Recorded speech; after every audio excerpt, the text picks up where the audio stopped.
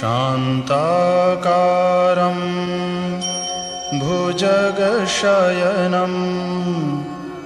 पद्मनाभं सुरेशं विश्वाधारं गगनसदृशं मेघवर्णं शुभांगं लक्ष्मीकान्तं कमलनयनं योगिभिर्ध्यानगम्यं वन्दे विष्णुं भवभयहरं सर्वलोकैकनाथम्।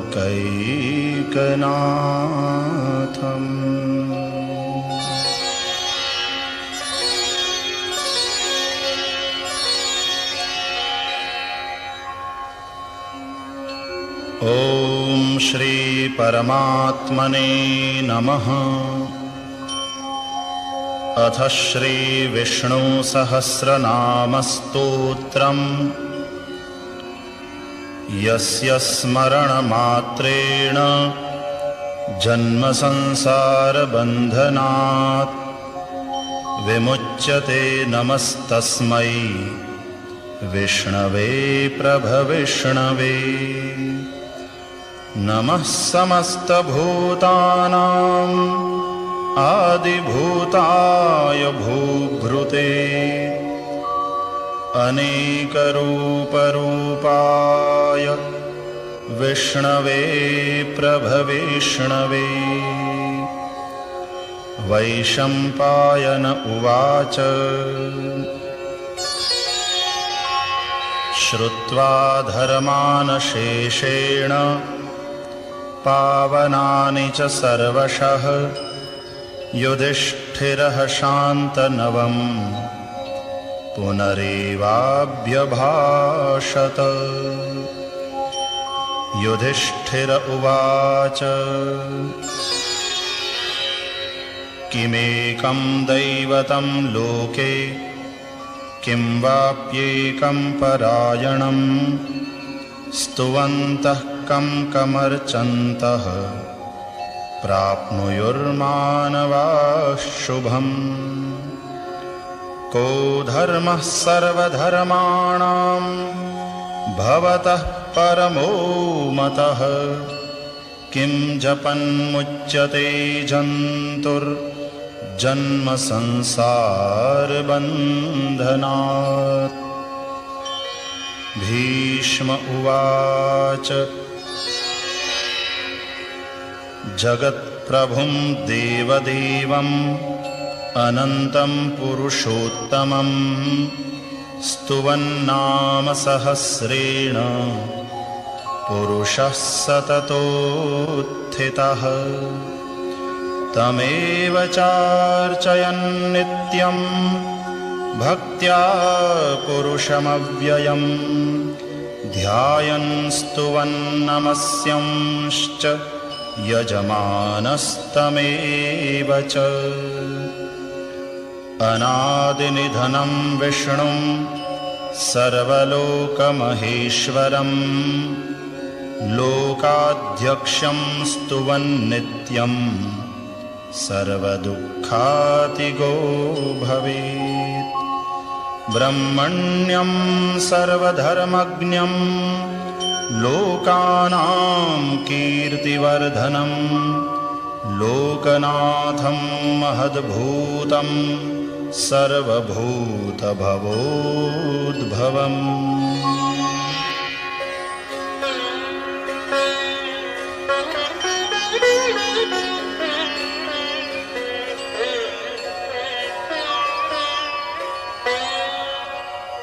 एष मे सर्वधर्माणां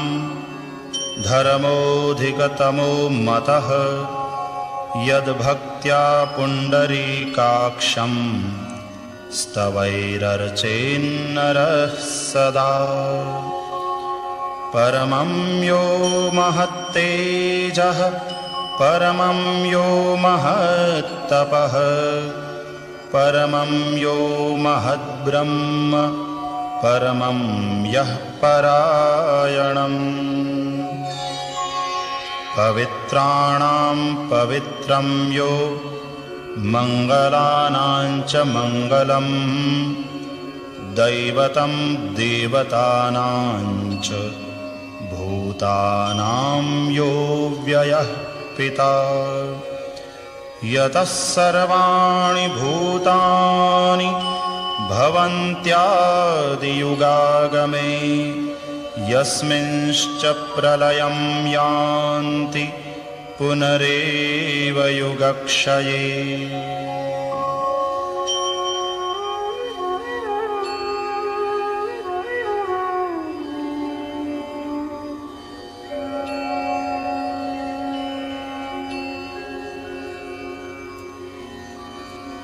तस्य लोकप्रधानस्य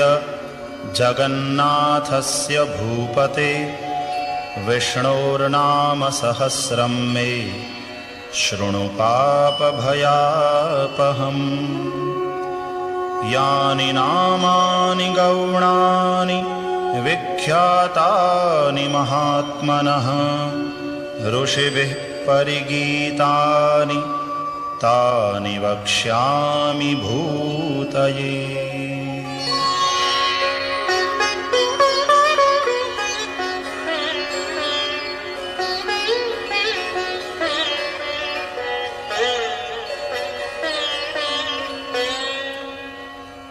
ॐ विश्वं विष्णुर्वषट्कारो भूतभव्यभवत्प्रभुः भूतकृद्भूतभृद्भावो भूतात्मा भूतभावनः भूतात्मा परमात्मा च मुक्तानां परमागतिः अव्ययः पुरुषः साक्षी क्षेत्रज्ञोऽक्षर एव च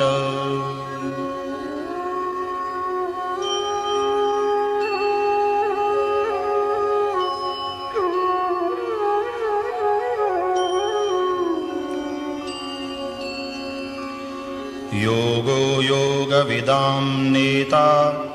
प्रधानपुरुषेश्वरः नारसिंहवपुः श्रीमान् केशवः पुरुषोत्तमः सर्वः शर्वः शिवः स्थाणुः भूतादिर्निधिरव्ययः सम्भवो भावनो भर्ता प्रभवः प्रभुरीश्वरः स्वयंभूः शम्भुरादित्यः पुष्कराक्षो महास्वनः अनादिनिधनो धाता विधाता धातुरुत्तमः अप्रमेयो ऋषिकेशः पद्मनामोऽमरप्रभुः विश्वकर्मा मनुस्त्वष्टा स्थविष्ठः स्थविरो ध्रुवः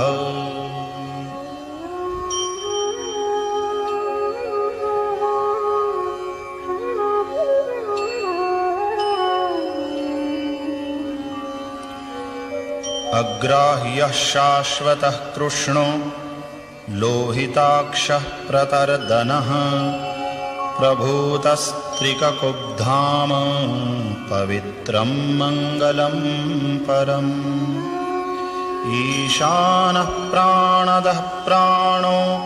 ज्येष्ठः श्रेष्ठः प्रजापतिः हिरण्यगर्भो भूगर्भो माधवो मधुसूदनः ईश्वरो विक्रमी धन्वी मेधावी विक्रमः क्रमः अनुत्तमो दुराधर्षः कृतज्ञः कृतिरात्मवान् सुरेशः शरणं शर्मा विश्वरेताः प्रजाभवः अहः संवत्सरो व्यालः प्रत्ययः सर्वदर्शनः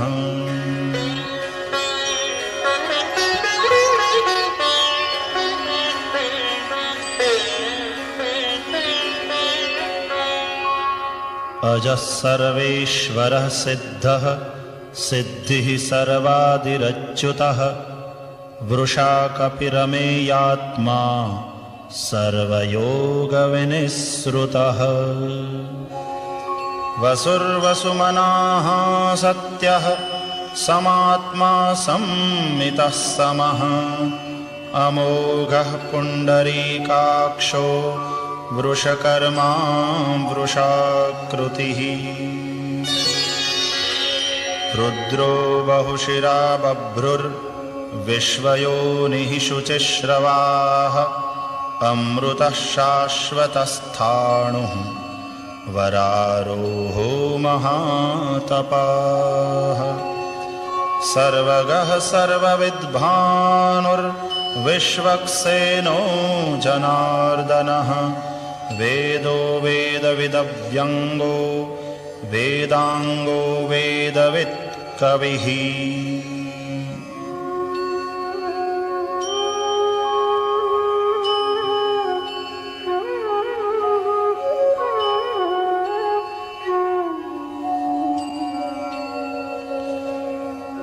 लोकाध्यक्षः सुराध्यक्षो धर्माध्यक्षः कृताकृतः चतुरात्मा चतुर्व्यूहः चतुर्द्रंष्ट्रश्चतुर्भुजः भ्राजिष्णुर्भोजनं भोक्ता सहिष्णुर्जगदादिजः अनघो विजयो जेता विश्वयोनिः पुनर्वसुः उपेन्द्रो वामनः प्रांशुः अमोघः शुचिरूर्जितः अतीन्द्रः संग्रहः सर्गो धृतात्मा नियमो यमः वेद्यो वैद्यः सदा योगी वीरः माधवो मधुः अतीन्द्रियो महामायो महोत्साहो महाबलः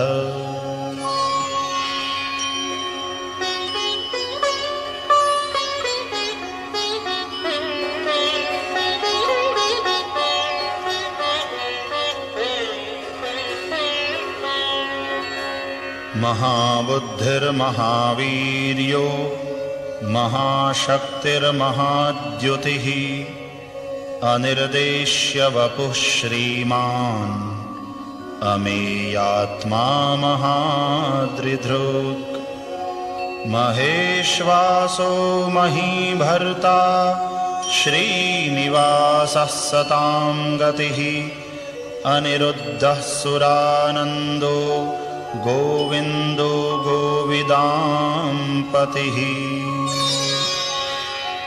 मरीचिर्दमनो हंसः सुपर्णो भुजगोत्तमः हिरण्यनाभः सुतपाः पद्मनाभः प्रजापतिः अमृत्युः सर्वदृक्सिंहः सन्धाता सन्धिमान् स्थिरः अजो दुर्मर्षणः शास्ता विश्रुतात्मा सुरारिः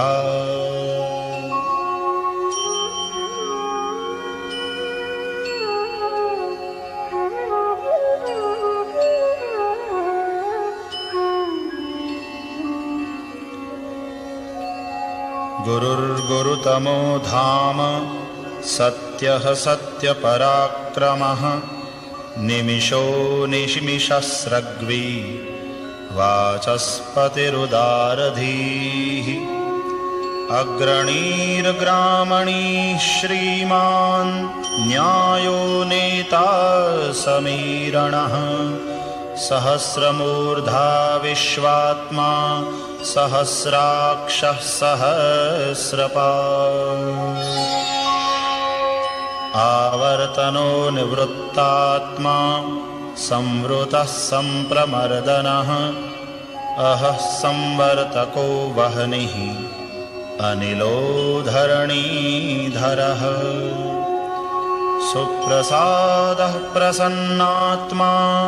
विश्वधृग् विश्वभुग् विभुः सत्कर्ता सत्कृतः साधुर्जह्नुर्नारायणो नरः।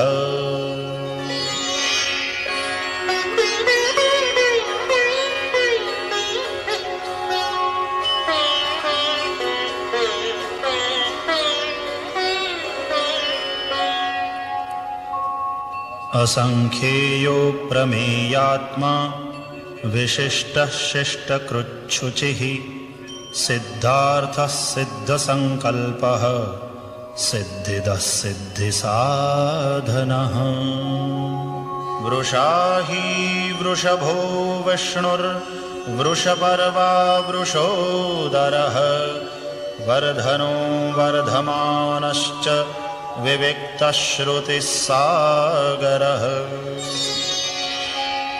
सुभुजो दुर्धरो वाग्मी महेन्द्रो वसुदो वसुः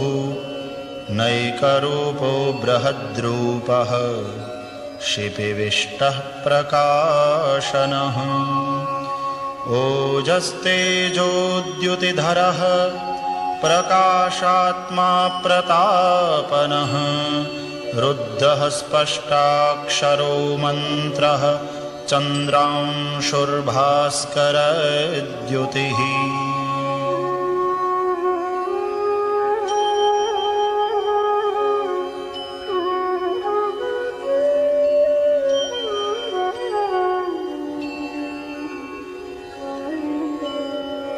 अमृतांशूद्भवो भानुः शशबिन्दुः सुरेश्वरः औषधं जगतः सेतुः सत्यधर्मपराक्रमः। भूतभव्यभवन्नाथः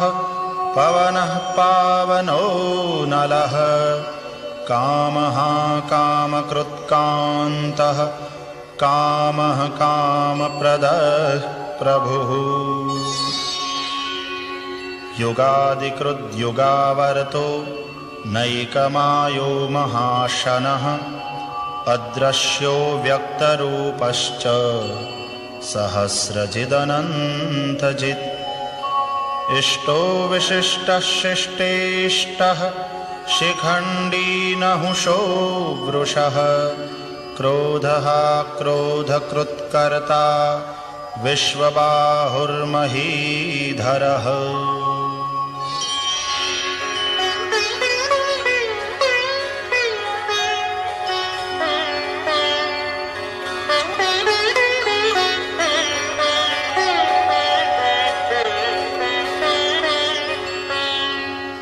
अच्युतः प्रथितः प्राणः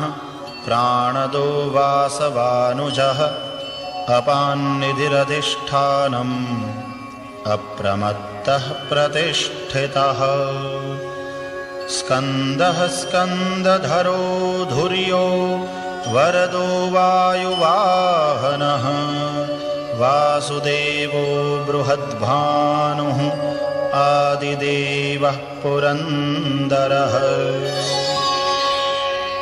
अशोकस्तारणस्तारः शूरः शौरिर्जनेश्वरः अनुकूलः शतावर्तः पद्मी पद्मनिभीक्षणः। पद्मनाभोरविन्दाक्षः पद्मगर्भः शरीरभृत् महर्धिरुद्धो वृद्धात्मा महाक्षो गरुडध्वजः।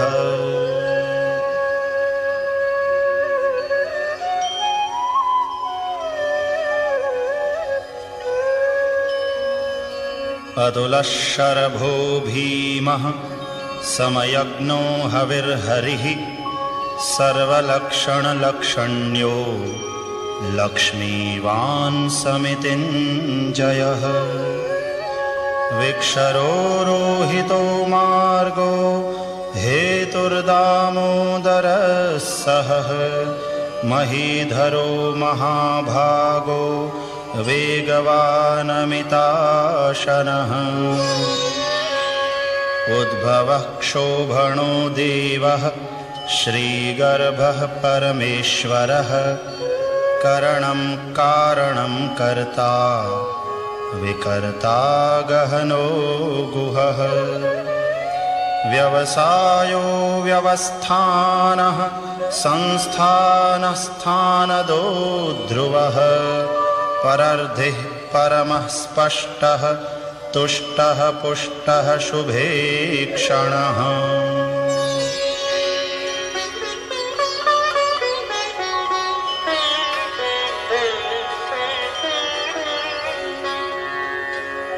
रामो विरामो विरजो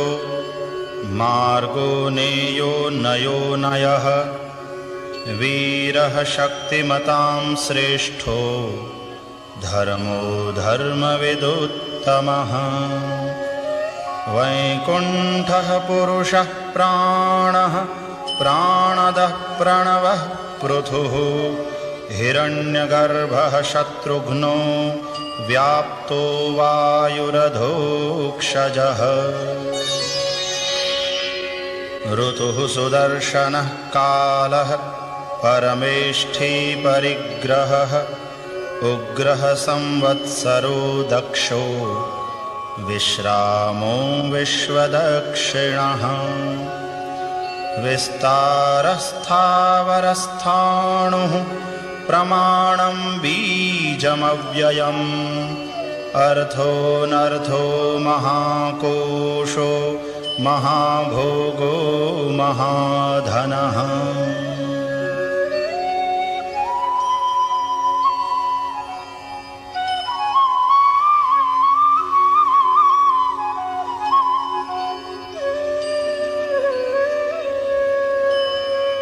अनिर्विण्णः स्थविष्ठो भुर्धर्मयूपो महामखः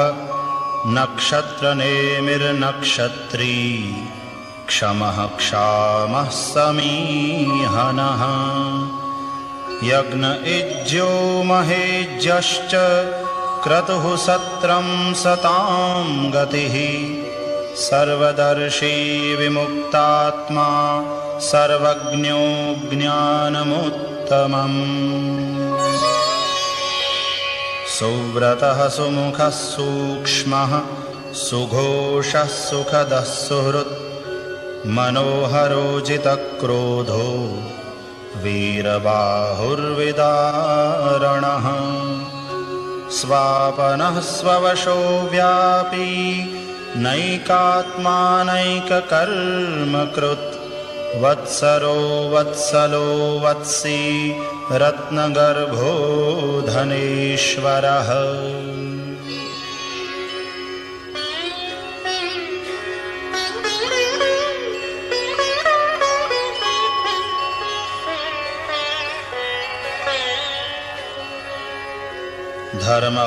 धर्मगुप्धर्मकृद्धर्मी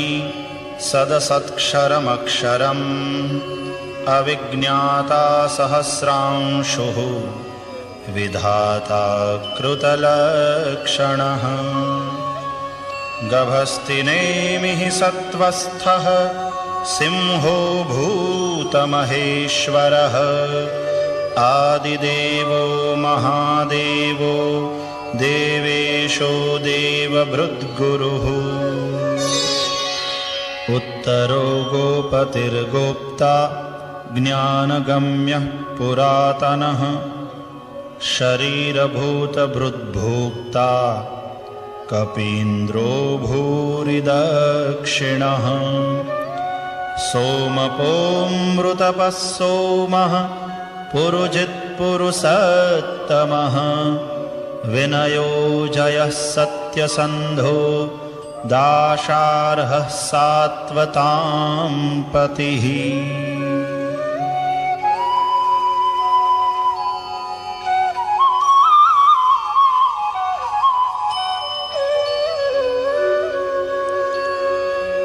जीवो विनयिता साक्षी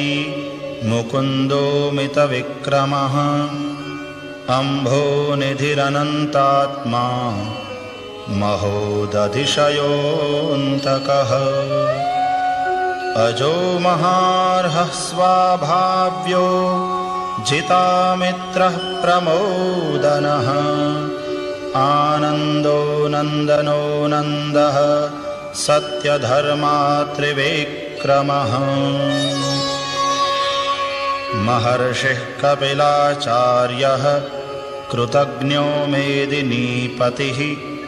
त्रिपदस्त्रिदशाध्यक्षो महाशृङ्गः कृतान्तकृत् महावराहो गोविन्दः सुषेणः कनकाङ्गदी गुह्यो गभीरो गहनो गुप्तश्चक्रगदाधरः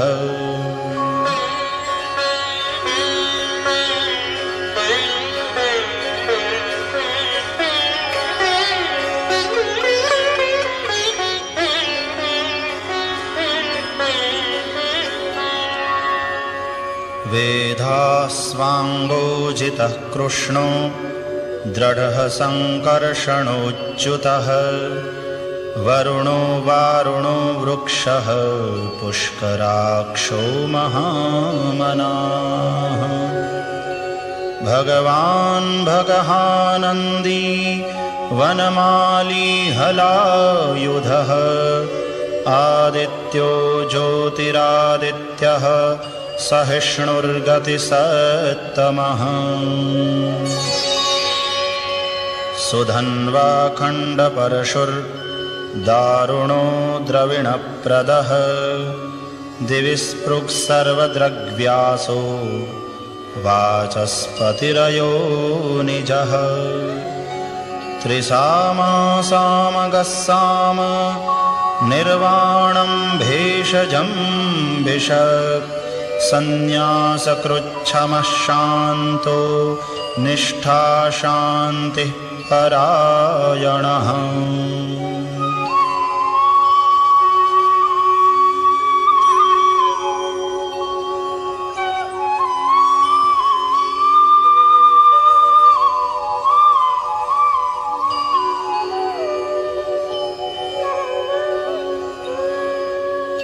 शुभांगः शान्तिदः स्रष्टा कुमुदः कुवलेशयः गोहितो गोपतिर्गोप्ता वृषभाक्षो वृषप्रियः अनिवर्ते निवृत्तात्मा संक्षेप्ताक्षेमकृच्छिवः श्रीवत्सवक्षाः श्रीवासः श्रीपतिः श्रीमताम्बरः श्रीदः श्रीशः श्रीनिवासः श्रीनिधिः श्रीविभावनः श्रीधरः श्रीकरः श्रेयः श्रीमान् लोकत्रयाश्रयः स्वक्षः स्वङ्गः शतानन्दो नन्दिर्ज्योतिर्गणेश्वरः विजितात्मा विधेयात्मा सत्कीर्तिश्छिन्न संशयः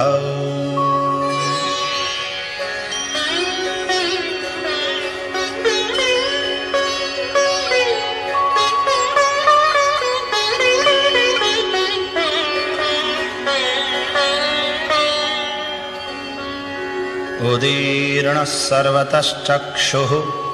अनीशः शाश्वतस्थिरः भूषयो भूषणो भूतिः विशोकः शोकनाशनः अर्चिष्मान्नर्चितः कुम्भो विशुद्धात्मा विशोधनः अनिरुद्धो प्रतिरथः प्रद्युम्नो मितविक्रमः कालनेमिनिहावीरः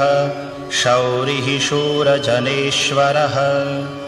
त्रिलोकात्मा त्रिलोकेशः केशवः केशिहा हरिः कामदेवः कामपालः कामीकान्तः कृतागमः अनिर्देश्य वपुर्विष्णुर्वीरोऽनन्तो धनञ्जयः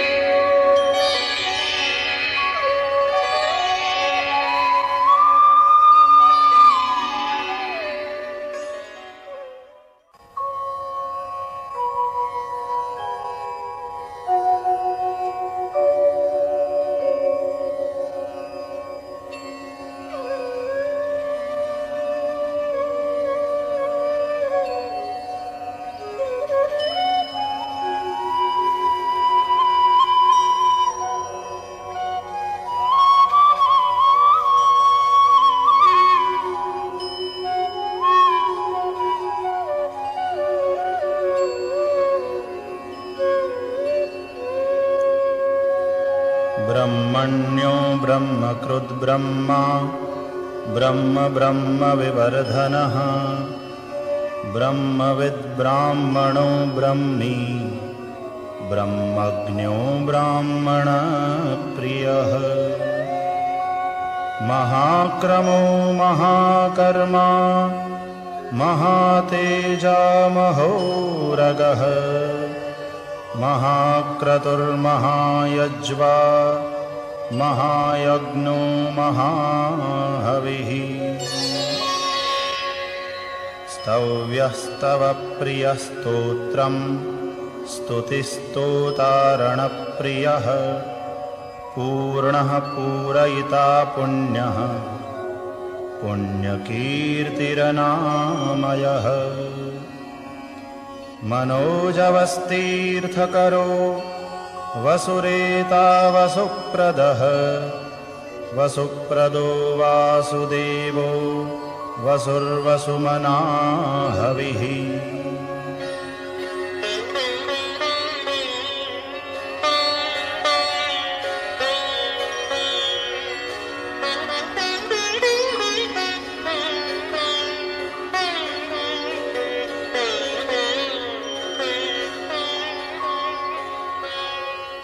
सद्गतिः सत्कृतिः सत्ता सद्भूतिः सत्परायणः शूरसेनो यदुश्रेष्ठः सन्निवासः सुयामुनः भूतावासो वासुदेवः सर्वासु निलयो नलः दर्पः दर्पदो द्रप्तो दुर्धरोऽथापराजितः विश्वमूर्तिर्महामूर्तिः दीप्तमूर्तिरमूर्तिमान् अनेकमूर्तिरव्यक्तः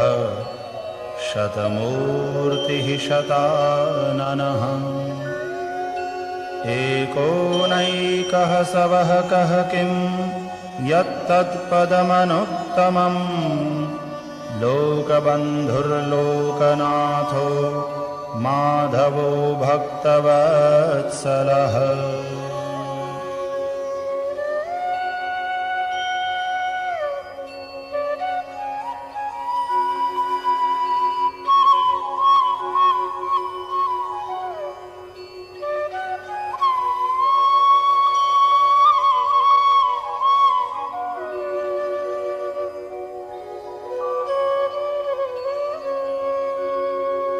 सुवर्णवर्णो हेमांगो वरांगश्चंदनांगदी वीरहा विषमः शून्यो घृताशीरचलश्चलः अमानी मानदो मान्यो लोकस्वामी त्रिलोकधृक् सुमेधा मेधजो धन्यः सत्यमेधाधराधरः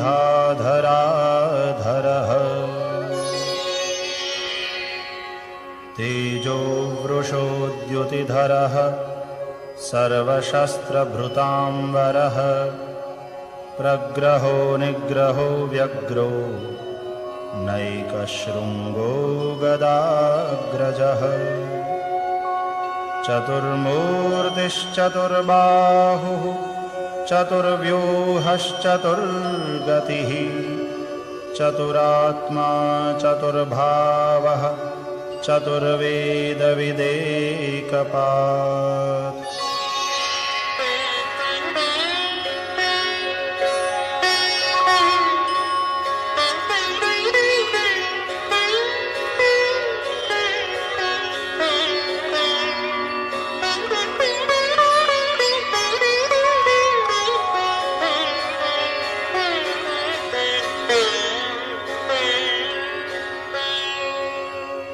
समावर्तो निवृत्तात्मा दुर्जयो दुरतिक्रमः दुर्लभो दुर्गमो दुर्गो दुरावासो दुरारिहा शुभांगो लोकसारंगः सुतन्तुस्तन्तुवर्धनः इन्द्रकर्मा महाकर्मा कृतकर्मा कृतागमः उद्भवः सुन्दरः सुन्दो रत्ननाभः सुलोचनः अर्को वाजसनः शृङ्गी जयन्तः सर्वविजयी सुवर्णबिन्दुरक्षोभ्यः सर्ववागीश्वरेश्वरः महाह्रदो महागर्तो महाभूतो महानिधिः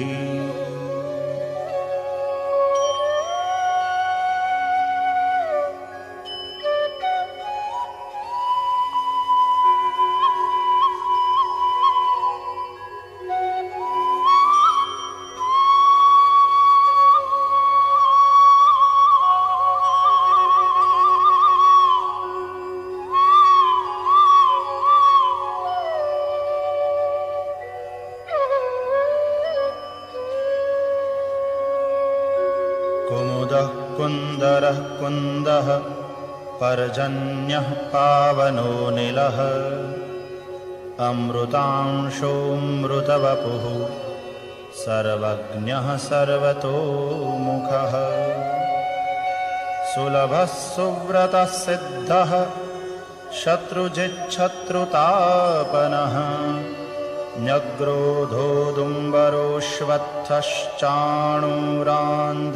न्यग्रोधोदुम्बरोऽश्वत्थश्चाणूरान्ध्रनिषूदनः सहस्रार्चिः सप्तजिह्वः सप्तैधाः सप्तवाहनः अमूर्तिरनघोचिन्त्यो भयकृद्भयनाशनः अणुर्बृहत्कृशः स्थूलो गुणभृन्निर्गुणो महान् अद्रुतस्वद्रुतस्वास्यः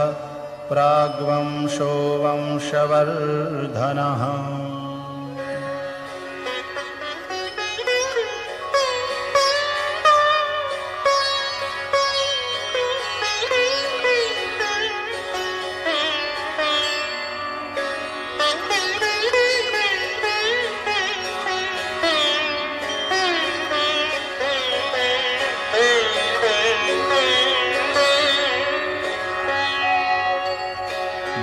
भारभृत्कथितो योगी योगीशः सर्वकामदः आश्रमश्रमणक्षामः सुपर्णो वायुवाहनः धनुर्धरो धनुर्वेदो दण्डो दमयिता दमः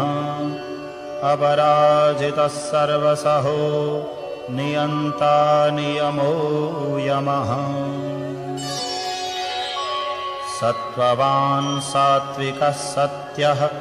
सत्यधर्मपरायणः अभिप्रायः प्रियार्होर्हः प्रियकृत्प्रीतिवर्धनः विहाय सगतिर्ज्योतिः सुरुचिर्हुतभुग्विभुः रविर्विरोचनः सूर्यः सविता रविलोचनः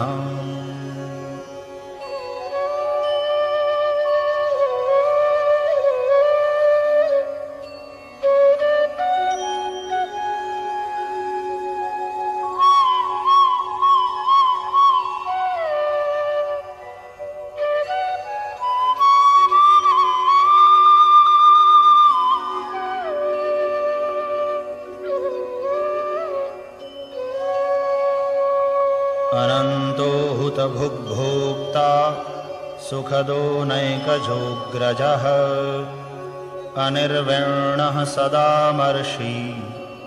लोकाधिष्ठानमद्भुतः सनातनतमः कपिलः कपिरव्ययः स्वस्तिदः स्वस्तिकृत् स्वस्ति स्वस्ति भुक् स्वस्ति दक्षिणः अरौद्रः कुण्डलीचक्री विक्रम्योर्जितशासनः शब्दातिगः शब्दसहः शिशिरः शर्वरीकरः अक्रूरः पेशलो दक्षो दक्षिणः क्षमिणाम्बरः विद्वत्तमो वीतभयः पुण्यश्रवणकीर्तनः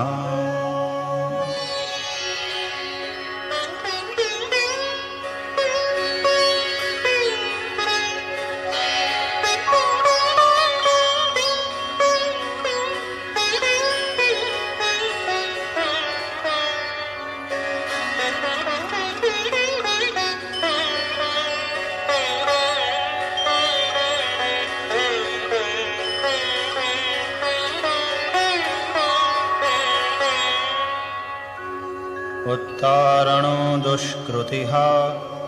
पुण्यो दुःस्वप्ननाशनः वीरः रक्षणः सन्तो जीवनः पर्यवस्थितः अनन्तरूपोऽनन्तश्रीः जितमन्युर्भयापहः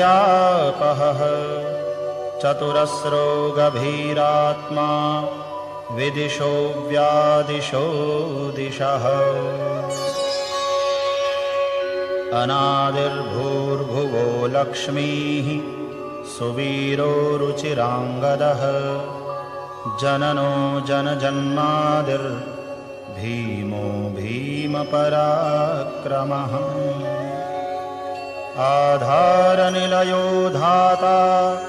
पुष्पहासः प्रजागरः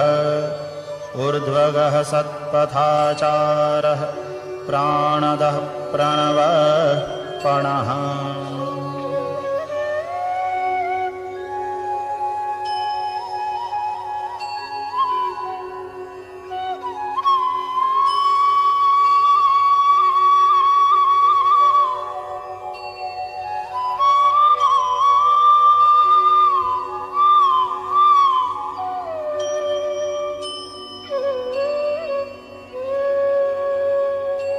प्रमाणं प्राणनिलयः प्राणभृत्प्राणजीवनः तत्त्वं तत्त्वविदेकात्मा जन्ममृत्युजरातिगः भूर्भुवस्वस्तरुस्तारः सविता प्रपितामहः यज्ञो यज्ञपतिर्यज्वा यज्ञाङ्गो यज्ञवाहनः यज्ञभृद्यज्ञकृद्यज्ञी यज्ञभुग्यज्ञसाधनः यज्ञान्तकृद्यज्ञगुह्यम् अन्नमन्नादयेव च आत्मयोनिस्वयं जातो वैखानः सामगायनः देवकीनन्दनस्रष्टा क्षितीशः पापनाशनः शङ्खभृन्नन्दकी चक्री शार्ङ्गधन्वा गदाधरः रथाङ्गपाणिरक्षोभ्यः सर्वप्रहरणायुधः सर्वप्रहरणायुध ॐ नम इति।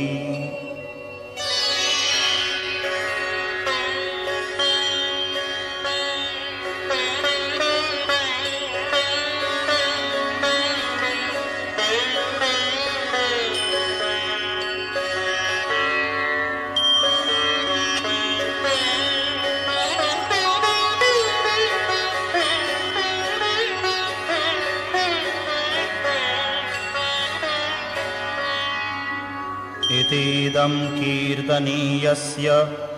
केशवस्य महात्मनः नाम्नां सहस्रं दिव्यानाम् अशेषेण प्रकीर्तितम् य इदं शृणुयान्नित्यं यश्चापि परिकीर्तयेत् नाशुभं प्राप्नुयात् किञ्चित् सोमुत्रेह च मानवः वेदान्तगो ब्राह्मणः स्यात् क्षत्रियो विजयी भवेत् वैश्यो धनसमृद्धः स्यात् शूद्रः सुखमवाप्नुयात् धर्मार्थी प्राप्नुयात् धर्मम् अर्थार्थी चार्थमाप्नुयात् कामानवाप्नुयात् कामी प्रजार्थी प्राप्नुयात् प्रजाम्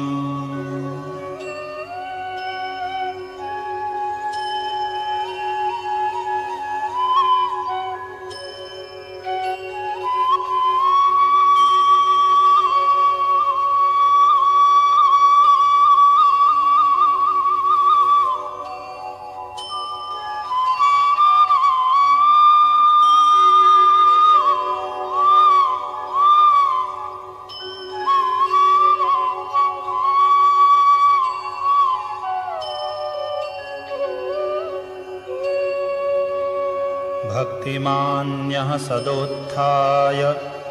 शुचिस्तद्गतमानसः सहस्रं वासुदेवस्य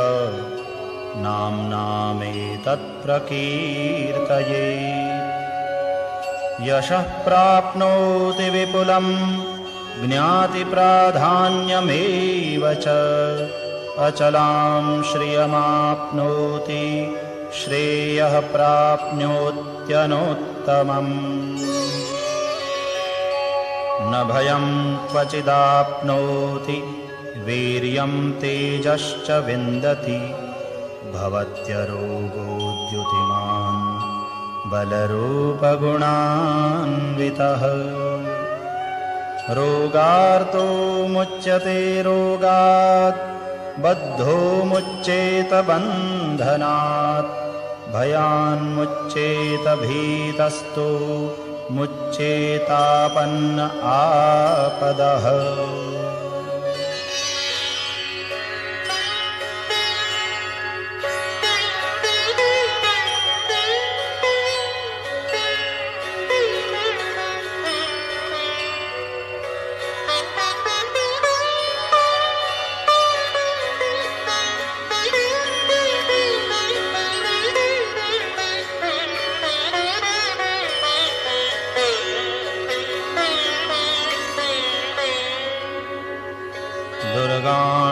दुर्गाण्यतितरत्याशु पुरुषः पुरुषोत्तमं स्तुवन्नाम सहस्रेण नित्यं भक्तिसमन्वितः वासुदेवाश्रयो मर्त्यो वासुदेवपरायणः सर्वपापविशुद्धात्मा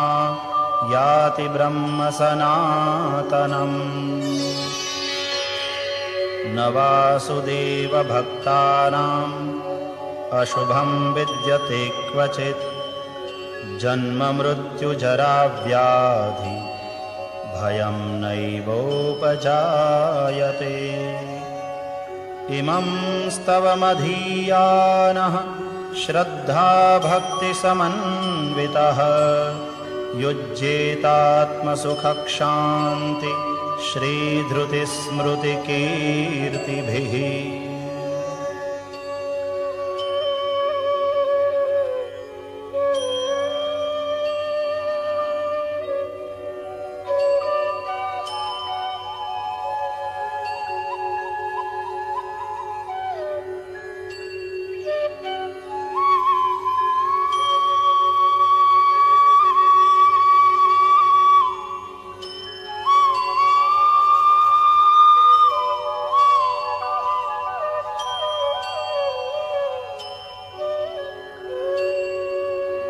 न क्रोधो न च मात्सर्यं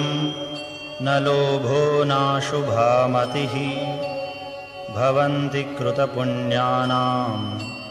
भक्तानां पुरुषोत्तमे द्यौः स चन्द्रार्कनक्षत्रा खं दिशो भुर्महो दधिः वासुदेवस्य वीर्येण विधृतानि महात्मनः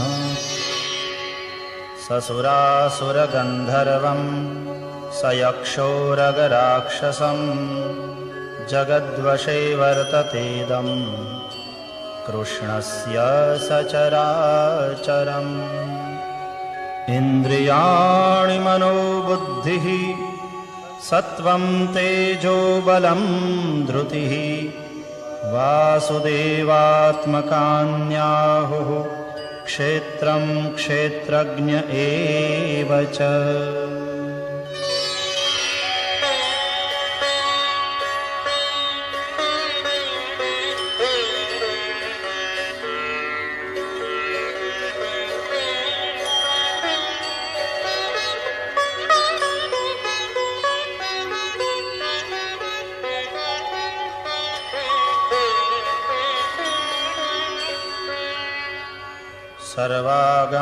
सर्वागमानामाचारः प्रथमं परिकल्पते आचारप्रभवो धर्मो धर्मस्य प्रभुरच्युतः ऋषयः पितरो देवा महाभूतानि धातवः जङ्गमा जङ्गमं चेदं जगन्नारायणोद्भवम् योगो ज्ञानं तथा सांख्यं विद्याः शिल्पादिकर्म च वेदाः शास्त्राणि विज्ञानम् एतत्सर्वं जनार्दनात् एको विष्णुर्महद्भूतं पृथग्भूतान्यनेकशः त्रीन् लोकान् व्याप्य भूतात्मा भुङ्क्ते विश्वभुगौ व्ययः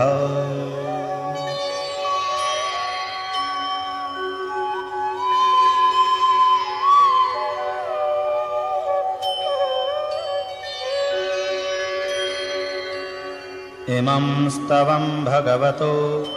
विष्णोर्व्यासेन कीर्तितम् पठेद्य इच्छेत् पुरुषः श्रेयः प्राप्तुं सुखानि च विश्वेश्वरमजं देवं जगतः प्रभवाप्ययं भजन्ति ये पुष्कराक्षं न ते यान्ति पराभवम्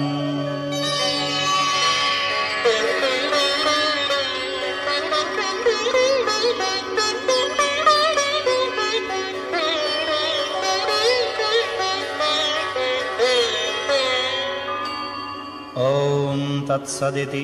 श्रीमहाभारते शतसाहस्र्यां संहितायां वैयासिक्याम् आनुशासनिके पर्वणि